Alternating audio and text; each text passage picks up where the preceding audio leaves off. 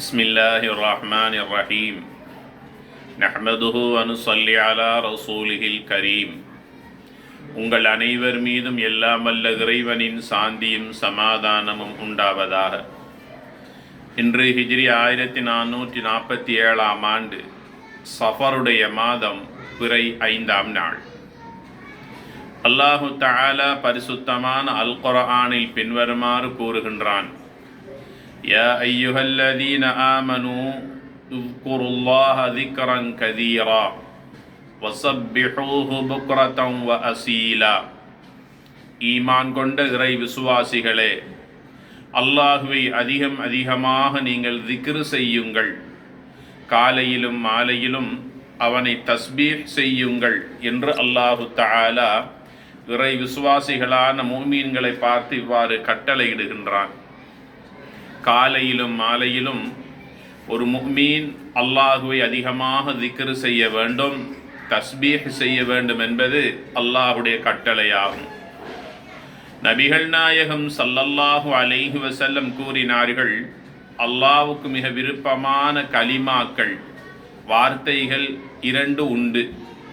அந்த 2ஐயும் மனிதன் கூறுவதற்கு நாவுக்கு மிகவும் இலகுவானதாகும். அந்த 2 கலிமாக்களையும் அல்லாஹு தஆலா மீசானில் வைக்கின்ற போது மிகவும் பாரமுள்ளதாகும். மட்டுமல்ல, அது அல்லாஹ்வுக்கு மிக விருப்பமான 2 கலிமாக்களாகும். அந்த 2 கலிமாக்களாவன சுபஹானல்லாஹி வபிஹம்திஹி சுபஹானல்லாஹில் அஸீம் என்பதாகும். யார் ஒருவர் அதிகமாக இந்த 2 கலிமாக்களையும் தஸ்பீஹாக காலையிலும் மாலையிலும் சொல்லுகின்றாரோ, அவருடைய நாவுக்கு சொல்லுவதற்கு மிகவும் இலகுவானதாக இருப்பதோடு மட்டுமல்ல, நாளை மறுமை நாளில் அதை மீசானில் நன்மைகள் அளவிடுகின்ற அந்த மீசானில் வைக்கின்ற போது மிகவும் வலுவுள்ளதாக இருக்கும். அந்த 2 கலிமாக்களும் அல்லாஹ்வுக்கு மிகவும் விருப்பமுள்ளதாகும். அதே நேரத்தில் நபிகளார் ஸல்லல்லாஹு அலைஹி வஸல்லம் கூறுகிறார்கள், யார் ஒருவர் காலையில் லா இலாஹ இல்லல்லாஹு வஹ்தஹு லா ஷரீக லஹுல் முல்கு வ லஹுல் ஹம்த் வ ஹுவ அலா குல்லி ஷைஇன் கதீர் என்று 100 முறை கூறிக்கொண்டால் 10 அடிமைகளை உரிமையிட்ட நன்மையை அவர் இலகுவாக பெற்றுக்கொள்ளுகின்றார்.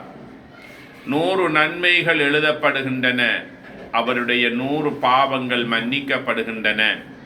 அது மாத்திரமல்ல, அன்றைய நாள் முழுவதும் ஷைத்தானின் தீங்குகளிலிருந்து அவர் பாதுகாக்கப்படுகின்றார்.